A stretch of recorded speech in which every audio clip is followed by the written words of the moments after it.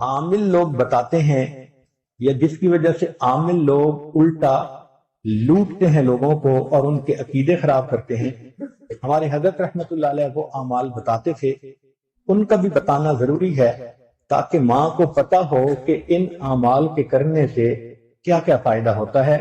ہم جہاں جسمانی دوائیوں سے فائدہ اٹھائیں گے وہاں قرآن کے ان اعمال سے بھی فائدہ اٹھائیں۔ ہمارے حضرت رحمت اللہ علیہ فرماتے تھے کہ جب کبھی رات کو نکلنا ہو ویرانے میں، جنگل میں، اور یہاں تو جنگل میں جانے کا بہت زیادہ رواج ہے، تو فرمایا کرتے تھے کہ شام سے پہلے اگر پڑھ لیا جائے چند مرتبہ سلام علی نوح فی العالمین، سلام علی نوح فی العالمین، تو اللہ تعالیٰ سنیک بائٹ سے یا اسکارپین کی بائٹ وغیرہ سے بندے کی حفاظت فرماتے ہیں۔ پھر ایک عمل ہے کہ دشمن کا خوف۔ فرض کرو بچے کو کسی بندے سے ڈر لگتا ہے، یا آپ سفر میں جا رہی ہیں اور آپ نے ایئرپورٹ سے جانا ہے تو کئی مرتبہ پولیس کا ڈر اور امیگریشن کا ڈر، کسٹم کا ڈر، یہ یا کسی حاکم کا ڈر، تو کسی بھی بندے کا ڈر اگر ہو تو ہمارے حضرت رحمۃ اللہ فرماتے تھے کہ قرآن مجید کی آیت ہے سورہ یاسین میں وَجَعَلْنَا مِن بَيْنِ أَيْدِيهِمْ سَدًّا وَمِنْ خَلْفِهِمْ سَدًّا فَأَغْشَيْنَاهُمْ فَهُمْ لَا يُبْصِرُونَ۔ اس کو اگر پڑھ کے آیت کو اس بندے کی طرف پھونک دیا جائے، اللہ واقعی اس بندے کی آنکھوں پہ پردے ڈال دیتا ہے اور وہ بندے کو تکلیف نہیں پہنچاتا۔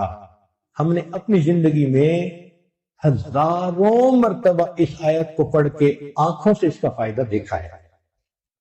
ایک ہے بچے کو نظر لگ جاتی ہے، اس کو نظر بد کہتے ہیں، یہ لوگوں کو بھی لگ سکتی ہے، اور ہمارا تجربہ یہ ہے کہ سب سے زیادہ نظر بچے کو ماں باپ کی لگتی ہے، کیونکہ وہ خود اس کو پیار محبت سے دیکھتے ہیں تو نظر تو اثر کرتی ہے، العین حق۔ تو اب اس کے لیے کسی کے پاس جانے کی ضرورت نہیں، قرآن مجید کی ایک آیت ہے ان اللہ سیبطلہ ان اللہ لا یصلح عمل المفسدین۔ اس آیت کو 3 مرتبہ پڑھ کے ماں خود بچے کو دم کر دے، روزانہ نظر کا اتارا ہو جائے گا اور بچہ دیکھیں بڑا کام ڈاؤن ہو جائے گا۔ اکثر بیبیز ویسے ہی پیارے لگتے ہیں اور اگر خوبصورت ہوں تو پھر تو اور ہی کچھ بات ہوتی ہے۔ تو بچے کو رات سوتے ہوئے یا صبح اٹھ کر اگر یہ آیت پڑھ کے 2 دفعہ 3 دفعہ دم کر دیا جائے تو بچے کے اوپر سے بری نظر کا اثر ختم ہو جاتا ہے۔ ایک ہے کہ پڑھنے والے بچے اسکول میں اچھا پرفارم کریں، اچھے نمبر لیں، گریڈ اچھے لیں، ان کو جو چیزیں یاد کریں وہ یاد ہو جائیں۔ اس کے لیے قرآن مجید میں الم نشرح لک صدرک ایک سورت ہے، وہ بچے کو یاد کروا دیں اگر بچہ اس عمر کا ہے، اور وہ بچہ پڑھنے سے پہلے، اسٹڈی کرنے سے پہلے، چاہے کلاس میں ہو، چاہے ٹیوشن میں ہو، چاہے ہوم ورک کر رہا ہو، الم نشرح لک صدرک سورت کو پڑھ کے اپنے سینے پہ ایک دفعہ پھونک دے۔ ہم نے دیکھا ہے کہ بچے کی یادداشت میں بہت امیزنگ فرق آ جاتا ہے۔ ہم یہ عمل عام طور پر ان بچے بچیوں کو بتاتے ہیں جو حافظ بن رہے ہوتے ہیں، ان کو میمورائزیشن میں پرابلم ہوتی ہے، تو الحمدللہ سینکڑوں حفاظ پر تجربہ کیا ہم نے، اس آیت کو پڑھنے کا ہمیشہ فائدہ ہوتا ہے۔ اکثر لوگ پریشان ہوتے ہیں بزنس کی وجہ سے، خرچے کی تنگی کی وجہ سے، قرض کی وجہ سے، تو مائیں اس پریشانی میں بچوں پہ توجہ بھی نہیں دے پاتی، تو اس کے لیے بھی ایک عمل ساتھ سن لیجئے۔ ہمارے حضرت مرشد عالم رحمۃ اللہ علیہ فرماتے تھے کہ جب بھی نماز پڑھیں، ہر نماز کے بعد اول آخر ایک دفعہ درود شریف اور درمیان میں 7 مرتبہ سورۃ لإیلاف قریش، پوری سورت 7 دفعہ پڑھیں، چھوٹی سی سورت ہے، اور پھر دعا مانگیں۔ اس عمل کو کرنے سے رزق کی کوئی بھی پریشانی ہو اللہ اس پریشانی کو دور فرما دیتے ہیں۔ یہ باتیں بچوں کی جسمانی صحت کے بارے میں تھیں جو آج آپ کے گوش گزار کرنی تھی۔ جو بندہ 200 مرتبہ سورت اخلاص پڑھے اللہ تعالیٰ اس کے لیے جنت میں محل بنا دیتے ہیں۔ اب جو بندہ چاہتا ہے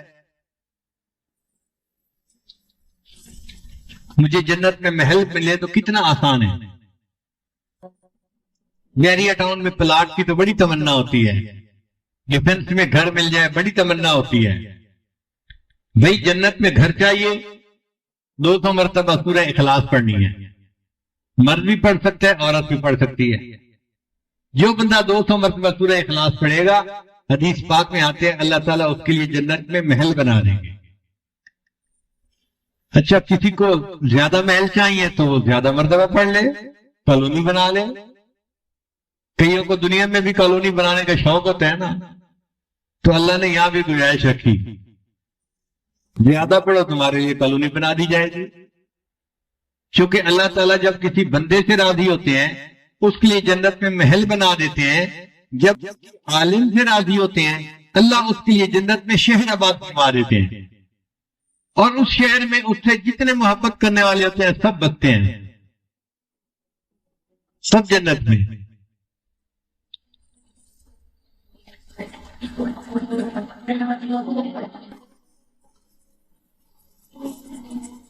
دنیا میں کالا باغ اسٹیٹ ہو سکتی ہے تو جنت میں اسٹیٹ کیوں نہیں ہو سکتی بھائی؟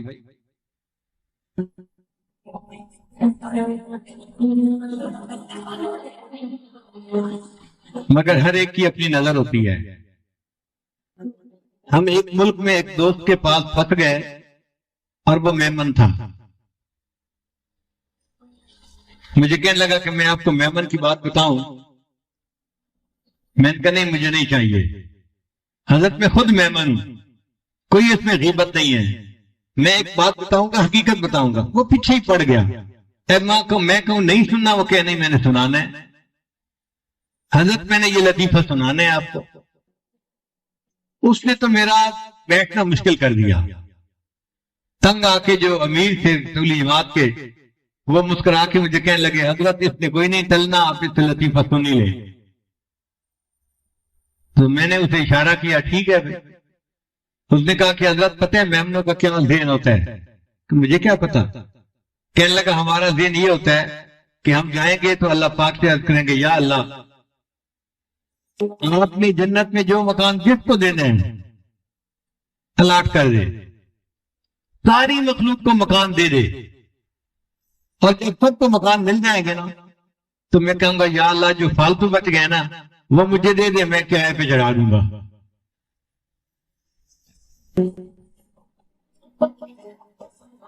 کہتے ہیں ہم میمنوں کی یہ ذہنیت ہوتی ہے کہ جنت میں بھی تمنا کریں گے کہ فالتو مکان مجھے مل جاتے تو میں کرائے پہ چڑھا دیتا. پھر میں نے اسے سمجھایا کہ کرائے پہ تو بندہ وہ دیتا ہے جس کو حاجت ہوتی ہے. وہاں کوئی حاجت ہی نہیں ہونی تو وہاں کوئی کیوں مکان کرائے پہ چڑھائے گا؟ اللہ تعالیٰ ہر وہ نعمت دیں گے جو بندے کے خیال میں آ جائے. جنت کو دنیا پہ قیاس نہ کرو، جنت جنت ہے. تو اب آپ سوچئے کہ 200 مرتبہ سورہ اخلاص پڑھنے پر اللہ تعالیٰ جنت میں گھر بنا دیتے ہیں بندے کا. تو جنت میں گھر بنانا کتنا آسان ہے. امت محمدیہ کے لیے تو اللہ نے اتنی آسانیاں کر دی ہیں، اتنی آسانیاں کہ لگتا ہے کہ اللہ کی نیت تھی کہ اس میری امت کا کوئی ایک بندہ بھی جہنم میں نہ جائے.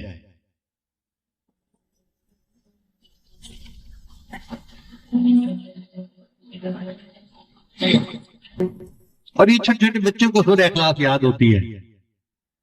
قل واللہ احد اللہ الصمد لم یلد ولم یولد ولم یکن لہ کفوا احد. ایک مرتبہ ہوگی. تسبیح لے کے بیٹھیں آپ 200 مرتبہ ایک ہی سٹنگ میں پڑھ لیں گے. تو اعتکاف کے اندر تو اپنے گھر بنائے نا جنت میں. پورے قرآن پاک کی تلاوت ایک تمنا دل میں رکھیں اور پڑھیں. 3 پارے 5 پارے 10 پارے جتنا توفیق ہوتی ہے اتنا پڑھتے رہیں. مگر تمنا رکھیں کہ میں نے اس لیول پہ پہنچنا ہے کہ ایک قرآن پاک روز پڑھا کرنا. اللہ تعالیٰ آسان فرما دیں گے.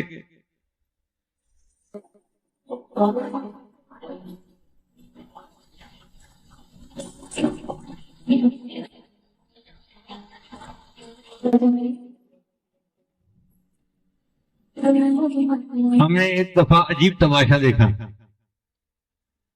ہمارا ایک دوست تھا حافظ عبد الغفور اس کا نام تھا.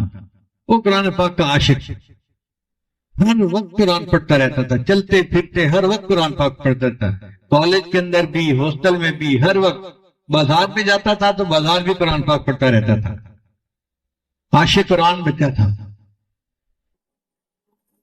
ہم لوگ ہاسٹل میں رہتے تھے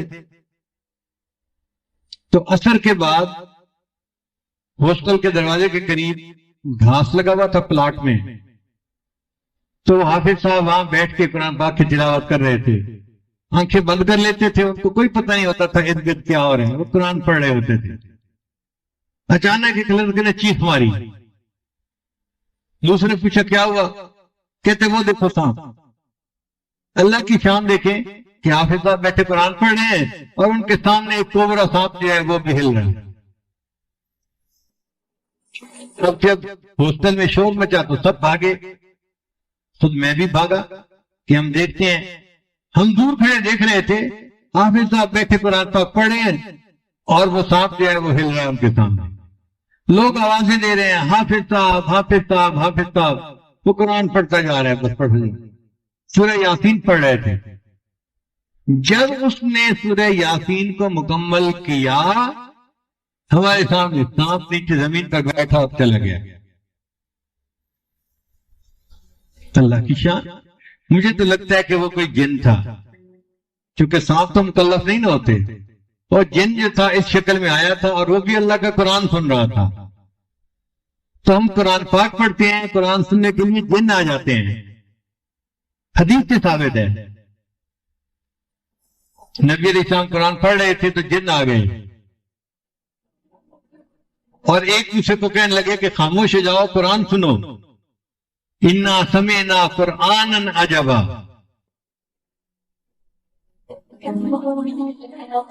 تو اللہ تعالیٰ نے ہمیں یہ نعمت دی ہے قرآن مجید کا پڑھنا، یہ توفیق ایک نعمت ہے، اس کی ہم قدر کریں اور قرآن پاک کو زیادہ سے زیادہ پڑھنے کی کوشش کریں۔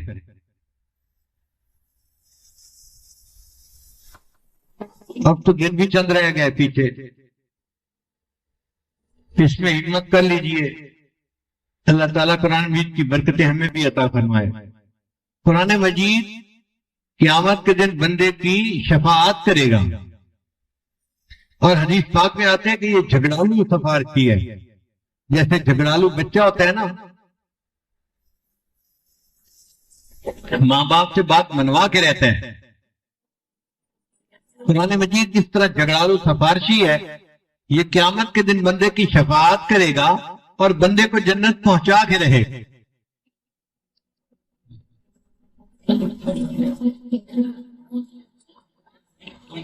ایک صاحب نے خواب دیکھا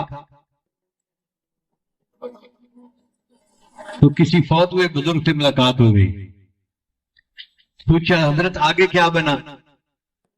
ان کا بھائی میرے اوپر اللہ کا فضل ہو گیا اور اللہ نے مجھے بخش دیا، اور میں نے اللہ تعالیٰ سے یہ پوچھا کہ یا اللہ اگر آپ مجھ پر خصوصی انعام فرمائے تو مجھے قبر میں قرآن مجید پڑھنے کی توفیق دے دے۔ اللہ نے مجھے توفیق دے دی تو بس میں ہر وقت قرآن پاک پڑھتا ہوں، نہ تھکنا ہے نہ سونا ہے نہ کچھ ہے، ہر وقت قرآن پاک پڑھتا رہتا ہوں۔ اس نے کہا اچھا آپ ہر وقت پڑھتے رہتے ہیں؟ کہنے لگا ہاں، اب تک میں 25,000 مرتبہ قرآن پاک مکمل پڑھ چکا ہوں۔ تو سننے والا بڑا حیران ہوا، آپ 25,000 مرتبہ قرآن پاک پڑھ چکے ہیں؟ وہ کہنے لگے ہاں، پریشان ہونے والی بات نہیں، یہ 25,000 مرتبہ کا ثواب تم لے لو، اور تم ایک مرتبہ سبحان اللہ دنیا میں پڑھتے ہو نا، اس کا ثواب مجھے دے دو، وہ ثواب زیادہ ہے 25,000 مرتبہ قرآن پاک پڑھنے سے۔ ایک مرتبہ سبحان اللہ کہیں گے تو اس پر اتنا اجر ملے گا، مرنے کے بعد اگر 25,000 مرتبہ بھی کسی نے قرآن پاک پڑھا تو ثواب نہیں ہے، کیونکہ عمل کا جہان چلا گیا، مرنے کے بعد عمل کا۔ اے میرے محبوب صلی اللہ علیہ وسلم، آپ اس کے ذریعے سے انسانوں کو اندھیروں سے نکال کر روشنی کی طرف لائیں۔ کار مذلت میں پڑے ہوئوں کو اوج ثریا پہ پہنچانے والی کتاب، اللہ سے بچھڑے ہوئوں کو اپنے اللہ سے ملانے والی کتاب ہے، یہ کتاب ہدایت ہے۔ اتر کر ہیرا سے سوئے قوم آیا اور ایک نسخہ کیمیا ساتھ لایا، وہ بجلی کا کڑکا تھیا صوت ہادی، عرب کی زمین جس نے ساری ہلا دی۔ قرآن مجید دلوں کا مقناطیس ہے، سلیم الفطرت لوگوں کو اپنی طرف کھینچ لیتا ہے۔ نبی علیہ السلام نے جب آ کے قرآن مجید کی تلاوت فرمائی تو جو سلیم الفطرت حضرات تھے وہ فوراً چلے آئے، جیسے سیدنا صدیق اکبر رضی اللہ تعالیٰ عنہ اتنے سلیم الفطرت تھے کہ زمانہ جاہلیت میں کبھی شراب نہیں پی، کبھی زنا نہیں کیا۔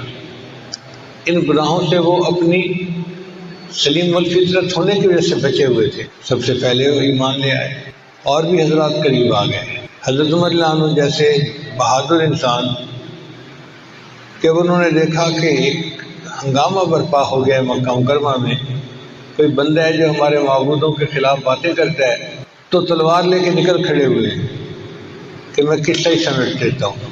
اللہ کی شان دیکھیے کہ راستے میں ایک صحابی ملے، سلام دعا ہوئی تو انہوں نے پوچھا کہاں جا رہے ہو؟ کہنے لگے بس میں مسلمانوں کے پیغمبر اسلام کا قصہ ہی سمیٹتا ہوں۔ انہوں نے کہا ان کے تو واضح قصہ سمیٹنا، پہلے اپنے گھر کی خبر لو، تمہاری بہن مسلمان ہو چکی ہے، بہنوئی مسلمان ہو چکے ہیں۔ تو بڑا غصہ بڑھ گیا، یہ کیسے ہو سکتا ہے؟ میری بہن ہو، میرا بہنوئی ہو، اور مجھ سے مشورے کے بغیر وہ نیا دین قبول کر لیں، تو بہنوئی کے گھر چلے گئے۔ اب جب وہاں گئے تو پتہ چلا آواز سے کہ کچھ وہ پڑھ رہے تھے، ایک صحابی تھے جو ان کو قرآن پڑھا رہے تھے۔ دروازہ کھٹکھٹایا، ان کو پتہ چل گیا کہ عمر آیا ہے۔ وہ صحابی بھی چھپ گئے اور انہوں نے قرآن مجید کو بھی چھپا دیا۔ اندر گئے تو جا کے اپنے بہنوئی سے کہا میں نے سنا ہے کہ تم مسلمان ہو گئے ہو۔ انہوں نے آگے سے جواب دیا کہ اگر اسلام سچ ہے تو قبول کرنے میں کیا رکاوٹ ہے۔ غصہ انتہا کو پہنچا ہوا تھا، اپنے بہنوئی کو مارنا شروع کر دیا۔ خامد کو بچانے کے لیے بہن درمیان میں آئی تو بہن کو بھی تھپڑ لگایا۔ تو کہتے ہیں کہ بہن کو جب تھپڑ لگایا تو اس کے بھی منہ سے خون نکل آیا، مگر وہ بھی عمر الخطاب کی بہن تھی، فاطمہ بنت خطاب۔ کہنے لگی کہ عمر جس ماں کا دودھ تو نے پیا ہے اسی ماں کا دودھ میں نے پیا ہے، تو ہمارے جسم سے جان تو نکال سکتا ہے، ہمارے دل سے ایمان کو نہیں نکال سکتا۔ بہن کی یہ بات دل پہ اثر کر گئی، کہنے لگے اچھا بتاؤ تم کیا پڑھ رہے تھے؟ انہوں نے پھر کہا کہ ہم قرآن پڑھ رہے تھے۔ کہنے لگے اچھا مجھے بھی اپنے پیغمبر اسلام کے پاس لے چلو۔ نبی اسلام کی خدمت میں آئے۔ نبی علیہ السلام اس وقت دار ارقم میں تھے، جہاں کنڈی لگا کر کلمے کی تعلیم دیا کرتے تھے۔ حضرت حمزہ رضی اللہ عنہ بھی وہیں موجود تھے۔ دروازہ کھٹکھٹایا۔ اب صحابہ کرام تو بہت خوف زدہ تھے کہ قریش مکہ کو پتہ چل گیا کہ اس گھر میں مجلس ہوتی ہے تو ہمارے لیے تو مصیبت آ جائے گی۔ تو ایک صحابی نے کہیں سراغ سے دیکھا تو عمر بن خطاب کو دیکھا، تلوار لے کے کھڑے تھے۔ آ کے بتایا اے اللہ کے وسلم عمر بن خطاب آیا ہے، ہاتھ میں تلوار پکڑی ہوئی ہے۔ تو نبی صلی اللہ علیہ وسلم نے فرمایا دروازہ کھول دو۔ حمزہ رضی اللہ تعالیٰ عنہ جو تھے وہ فرمانے لگے آنے دو، اگر ماننے کی نیت سے آیا ہے تو خوشی کی بات ہے، اور اگر کسی اور نیت سے آیا تو کسی کی تلوار سے میں اسی گردن اڑاؤں گا۔ چنانچہ عمر رضی اللہ عنہ اندر داخل ہوئے تو نبی علیہ السلام نے ان کے سامنے سورہ طٰہٰ کی چند آیتیں پڑھی۔ طٰہٰ ما انزلنا علیک القرآن لتشقى الا تذکرۃ لمن یخشی۔ پڑھتے پڑھتے جب یہ آیت پڑھی اننی انا اللہ لا الہ الا انا فاعبدنی واقم الصلاۃ لذکری، تو عمر عنہ کا دل جو تھا وہ خوشی کہنے لگے کہ اس مجھے کلمہ پڑھا کے مسلمان بنا دیا۔ تو قرآن مجید نے سلیم الفطرت لوگوں کو کھینچ لیا تھا اپنی طرف۔ ہم نے اسکول میں جب سائنس سبجیکٹ پڑھنا شروع کیا تو ایک دن ہمارے استاد نے لکڑی کا برادہ منگوایا۔ لکڑی کو جب کاٹتے ہیں نا تو اس کا برادہ جمع ہو جاتا ہے، تو وہ برادہ ملا کے اس کے اندر کچھ لوہے کے ٹکڑے ڈال دیے۔ پھر ہمیں کہنے لگا کہ یہ لوہے کے ٹکڑے الگ کرو۔ اب ہم بچے تھے تو ہم ایک ایک ٹکڑا ڈھونڈ ڈھونڈ کے الگ کرنے لگے۔ پھر اس نے کیا کیا کہ ایک اس کے پاس کوئی چیز تھی جو اس نے اس کے اوپر پھیری تو سارے ٹکڑے اس کے ساتھ چپک گئے۔ ہم نے پوچھا استاد جی یہ کیا ہے؟ کہنے لگا یہ مقناطیس ہے، جہاں بھی لوہا ہوگا مقناطیس اس کو کھینچ لے گا۔ تو بالکل اسی طرح قرآن مجید مقناطیس کی مانند ہے، جہاں بھی کوئی سلیم الفطرت انسان ہوگا قرآن اس کو اپنی طرف کھینچ لے گا۔ آج بھی اگر ہم قرآن مجید کے ساتھ تعلق جوڑیں تو ہمارے دل سنور جائیں۔ قرآن دلوں کو صاف کرتا ہے، تصفیہ کرتا ہے، نفس کا تزکیہ کرتا ہے۔ اللہ تعالیٰ نے اس کتاب کو بھیجا اس لیے ہے، یہ اللہ کا کلام ہے، انوارات سے بھری ہوئی کتاب، برکتوں سے بھری ہوئی کتاب، یہ دلوں کی دوا ہے، بیماروں کے لیے شفا ہے، نسخہ خدا ہے۔ اللہ کی شان دیکھیں کہ اب عنقریب ایک مہینہ آنے والا ہے جس کو رمضان المبارک کہتے ہیں، وہ شہر القرآن ہے، قرآن کا مہینہ ہے۔ قرآن اسی مہینے میں اترا اور اس مہینے میں قرآن کی کثرت کے ساتھ تلاوت کی جاتی ہے، تو ہم ابھی سے اس مہینے کے لیے تیاری کر دیں۔ ہم نے دنیا میں دیکھا ہے کہ عید کے آنے سے ایک مہینہ پہلے عورتیں اپنے کپڑے تیار کرنے شروع کر دیتی ہیں، بچوں کی چیزیں خریدنا شروع کر دیتی ہیں، ایک مہینہ لگ جاتا ہے عید کی تیاری میں۔ تو بھائی رمضان مبارک کا مہینہ شہر القرآن ہے، اس کی آمد کے لیے ہم بھی ابھی سے تیاری شروع کر دیں۔ اور رمضان کی تیاری کیا ہے؟ ایک تو اپنے گناہوں سے توبہ کریں، اور دوسرا اپنے کام کو اس طرح سے سمیٹیں کہ رمضان شریف کا وقت فارغ ہو عبادت کے لیے۔ روزہ صرف کھانے پینے سے رکنے کا نام نہیں ہے، روزہ اپنے اعضاء کو گناہوں سے بچانے کا نام ہے۔ تو ہم روزے کو اس طرح رکھیں کہ ہم کھانے پینے سے بھی رکے رہیں اور اعضاء جسمانی کو گناہوں پہ پڑنے سے بھی بچائے رکھیں۔ یہ اعلیٰ درجے کا روزہ ہے، سر سے لے کے پاؤں تک ہم روزہ دار بن کے زندگی گزاریں، تو اس کی پریکٹس ہمیں ابھی سے کرنی شروع کر دینی چاہیے۔ اگر کوئی صاحب موبائل فون کا استعمال غلط کرتے ہیں تو ابھی سے بند کر دیں، پریکٹس کریں۔ شیطان زور لگائے گا، لیکن جب آپ ریزسٹ کریں گے اور کوشش کریں گے تو اللہ اس مصیبت سے جان چھڑا دیں گے۔ اور اگر سکرین پہ تماشے دیکھتے ہیں تو دیکھنا چھوڑ دیں، اللہ کے لیے چھوڑ دیں۔ یہ رمضان مبارک کی تیاری ہے، اپنے آپ کو گناہوں سے بچانا۔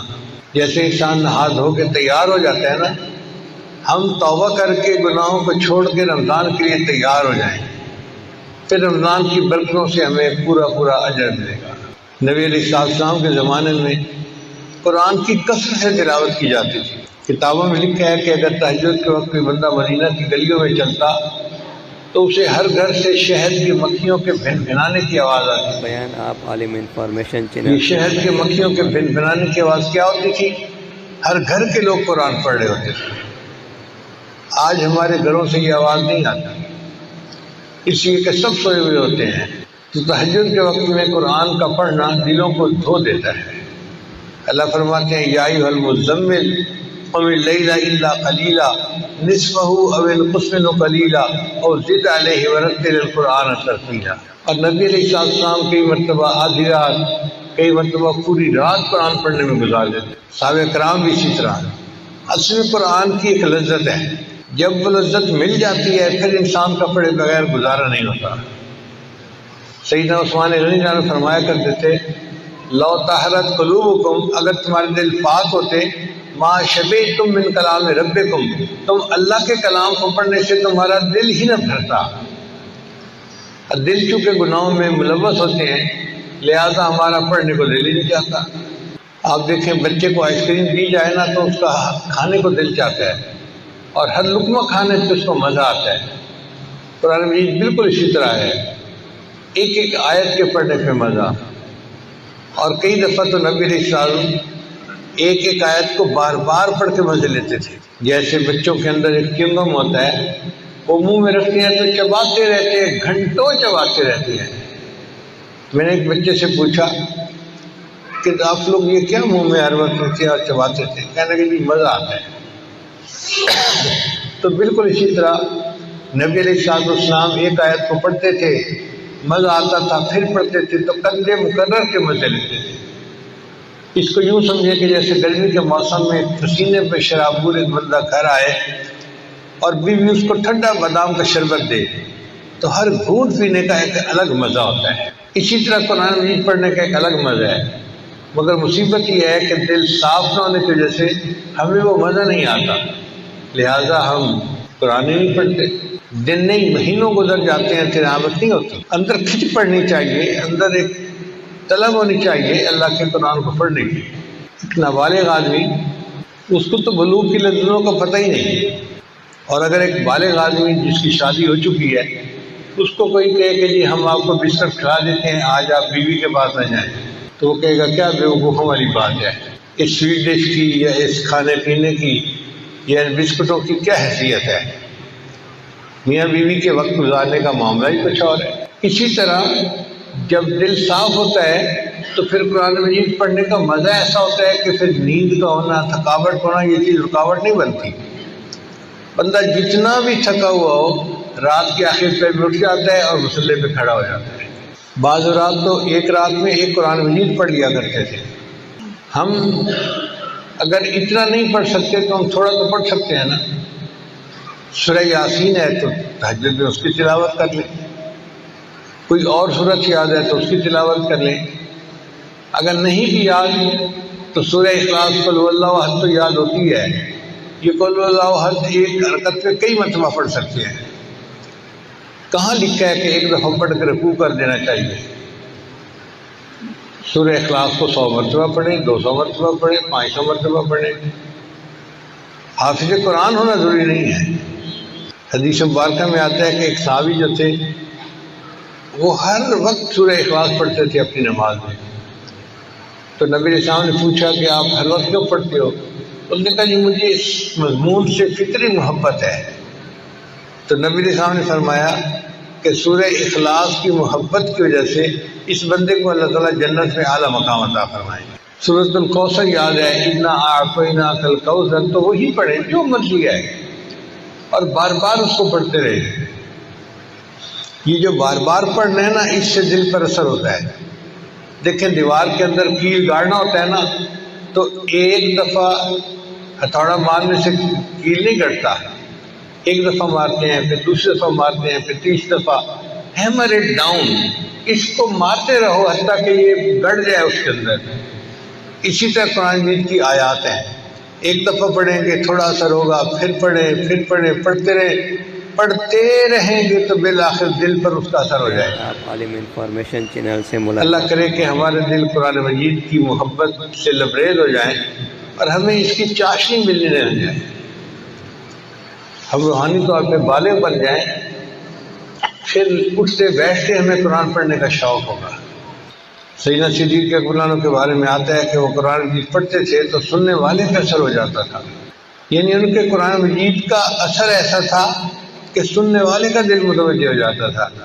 چنانچہ ایک مرتبہ انہوں نے حبشہ ہجرت کا ارادہ کیا تو جانا چاہتے تھے، تو راستے میں قریش مکہ میں سے کوئی بندہ مل گیا، اس نے کہا ابو بکر کہاں جا رہے ہو؟ فرما دیا کہ مجھے نبی علیہ السلام نے اجازت دے دی ہے، میں حبشہ ہجرت کر کے جا رہا ہوں۔ اس نے کہا نہیں آئیں، میں آپ کو اپنے گھر اپنی امان میں رکھتا ہوں، کوئی آپ کو ہاتھ نہیں لگا سکے گا۔ تو اس نے اپنے گھر میں حضرت ابو بکر صدیق کو امان میں رکھ لیا۔ صدیق کے قرآن وہاں رہنے لگے مگر فارغ وقت میں بیٹھ کے قرآن پڑھتے تھے۔ اب جب صدیق نے قرآن پڑھتے تو گھر کی عورتیں جب وہ قرآن سنتی تو ان کے دل کھنچتے تھے، تو ان عورتوں نے اپنے مردوں سے پوچھنا شروع کر دیا کہ یہ بندہ کیا پڑھتا ہے، ہمارے دل کھنچتے ہیں۔ تو اس بندے کو یہ محسوس ہوا کہ اگر یہ چند دن اسی طرح تلاوت کرتا رہا تو میرے گھر کے لوگ ہی مسلمان ہو جائیں گے۔ اس نے پھر اپنی وہ امان جو تھی وہ ختم کر دی۔ تو دیکھیں قرآن پڑھ کے دوسروں کے دل کھینچتے تھے، آج قرآن پڑھنے کے بعد ہمارے دل نہیں کھینچتے دین کی طرف۔ اس کی وجہ یہ ہے کہ دل جو ہے سنگ سے لچڑے ہوئے ہیں، ان کو صاف کرنے کی ضرورت ہے۔ اللہ تعالی ہمارے دلوں کا تزکیہ فرمائے، ہمارے نفوس کا تزکیہ فرمائے اور ہمیں قرآن کی لذت آنی شروع ہو جائے۔ قرآن مجید کی محبت انسان کے دل کو منور کرتی ہے اور ایمان کو بچاتی ہے۔ چنانچہ ایک پاکستانی مسلمان کا واقعہ میں نے کتاب میں بھی لکھا ہے بیان آپ عالم انفارمیشن چینل سے کہ وہ امریکہ میں انجینئر کی جاب کرتا تھا اور دفتر میں اس کے ساتھ ایک امریکن لڑکی بھی جاب کرتی تھی۔ اب لڑکی کافی حور پری قسم کی چیز تھی تو لڑکا اس کے ساتھ متعلق ہو گیا، ایسا عاشق ہوا کہ اس کا دل چاہتا تھا کہ جو مرضی ہو میں نے شادی اسی سے کرنی ہے۔ ایک دن موقع پا کے اس نے لڑکی کو کہہ دیا کہ میں تم سے شادی کرنا چاہتا ہوں۔ اس نے کہا کہ میں اپنے والدین سے بات کروں گی۔ اس کے والدین پکے عیسائی تھے۔ ان کا یہ کیسے ہو سکتا ہے کہ ایک پاکستانی ہو اور مسلمان ہو اور ہماری بیٹی کی اس سے شادی ہو جائے؟ تو لڑکی نے کہا جی کہ میرے والدین تو تیار نہیں ہیں۔ لڑکے نے کہا بھائی جو شرط رکھیں گے میں قبول کروں گا، میں نے ہر حال میں شادی کرنی ہے۔ اب والدین نے شرطیں رکھی۔ پہلی شرط کہ اگر ہماری لڑکی کے ساتھ شادی کرنی ہے تو تم اپنے گھر والوں سے رابطہ ختم کر دو، پاکستان میں کوئی فون نہیں کرنا، والدین سے، رشتہ داروں سے، بہن بھائیوں سے رابطہ ختم۔ اس نے شرط مان دی۔ دوسری بات کہ تم جس ایریا میں رہتے ہو وہاں سے مکان چھوڑ کر تم ہمارے گھر کے قریب مکان لو گے۔ اس نے یہ شرط بھی مان لی۔ پھر تیسری شرط کہ ہم عیسائی لوگ ہیں اور ہم سنڈے کے دن اپنے چرچ میں جاتے ہیں، تو تم بھی سنڈے کے دن ہمارے ساتھ چرچ میں جایا کرو۔ ان کا مقصد یہ تھا کہ جب یہ جائے گا تو کچھ دنوں کے بعد یہ عیسائی ہو جائے گا۔ اس نے یہ بھی شرط مان لی۔ پھر انہوں نے ایک شرط اور رکھی کہ ہم کوئی چیز بیٹھ کے کھائیں گے نا تو یہ انکار نہیں کرے جائے کہ میں یہ نہیں کھا سکتا، یہ نہیں کھا سکتا، یہ نہیں کھا سکتا، جو ہم کھائیں گے اس کو کھانا پڑے گا۔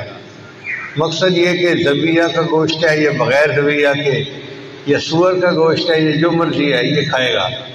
لڑکے نے یہ بھی بات مان لی۔ آپ یوں سمجھیں کہ لڑکے نے اس کی خاطر ہر بات کو قبول کر لیا۔ تو ماں باپ کہنے لگے ٹھیک ہے، اگر یہ اپنا دین چھوڑ کے ہماری طرح بننا چاہتا ہے تو ہم بیٹی کی شادی کر دیں گے۔ لو جی شادی ہو گئی، اور شادی کے بعد وہ پاکستانی لڑکا اچانک ہی غائب ہو گیا۔ نہ دوستوں کو پتہ کہاں گیا ہے، نہ ماں باپ کو پتہ، کسی سے رابطہ ہی نہیں۔ اس نے جاب چھوڑ کے کوئی دوسری جگہ جاب لے لی اور ایک شہر سے دوسرے شہر منتقل ہو گیا۔ سب لوگ بڑے حیران تھے، اس کو زمین کھا گئی یا آسمان پہ چلا گیا، کیا ہوا اس کے ساتھ؟ 3 سال اسی طرح گزر گئے۔ 3 سال کے بعد امام مسجد نے ایک دفعہ فجر کی نماز کے لیے مسجد کھولی تو یہ پاکستانی صاحب جو تھے یہ مسجد میں آئے نماز پڑھنے کے لیے۔ آپ عالم انفارمیشن چینل سے تو ملاقات۔ امام صاحب نے نماز کے بعد اس کو اپنے کمرے میں بلایا کہ بھئی آؤ بیٹھو، ایک کپ چائے کا پی لو۔ پتہ نہیں کہاں چلے گئے تھے، ملے ہی نہیں تھے عرصے کے بعد۔ تو یہ نماز کے بعد ان کے کمرے میں آیا اور پھر سے اپنی سٹوری سنائی۔ کہنے لگا امام صاحب میں اس لڑکی کے عشق میں اتنا پاگل تھا کہ اندھا ہو چکا تھا۔ ماں باپ کو چھوڑ دیا، بہن بھائیوں کو چھوڑ دیا، اپنے ملک کو چھوڑ دیا، اپنی کمیونٹی کو چھوڑ دیا، مسلمانوں کی مسجد کی نمازوں کو چھوڑ دیا، ہر چیز کو چھوڑ دیا اور انہی کے رنگ میں رنگ گیا۔ 3 سال میں اس کے ساتھ اپنے گھر میں رہا، نہ میں نماز پڑھتا تھا نہ تلاوت کرتا تھا، لیکن میرے جو گھر کا دروازہ تھا نا اس کے سامنے ایک الماری سی تھی جس میں کتابیں لگی ہوئی تھی، اور ان میں ایک قرآن مجید تھا جس کی سب جلد تھی۔ تو آتے جاتے میں اس قرآن کو محبت کی نظر سے دیکھتا تھا اور اپنے دل میں نادم شرمندہ ہوتا تھا، یا اللہ تیرا قرآن سچا ہے اور میں گندا ہوں اور میں اپنے نفس کی خواہش کے پیچھے اس لڑکی کے ساتھ تعلق جوڑ بیٹھا ہوں، تو مجھے معاف کر دیں۔ کوئی عمل نہیں تھا مسلمانوں والا، شراب پیتا، سور کھاتا، وہی ڈانس پارٹیاں، وہی سارا کچھ گند، بس آتے جاتے قرآن کو محبت کی نظر سے دیکھتا تھا۔ کہنے لگا ایک دن میں گھر آیا تو میں نے دیکھا کہ قرآن مجید اپنی جگہ پہ پڑا ہوا نہیں تھا، تو میں نے بیوی سے پوچھا کہ ایک سبز کتاب یہاں تھی وہ کہاں گئی؟ اس نے کہا میں نے گھر کی صفائی کی اور جن کتابوں کو نہ آپ پڑھتے ہیں نہ میں پڑھتی ہوں، میں نے ان فالتو کتابوں کو ٹریش کین میں پھینک دیا، گند کا ٹوکرا جس کو کہتے ہیں۔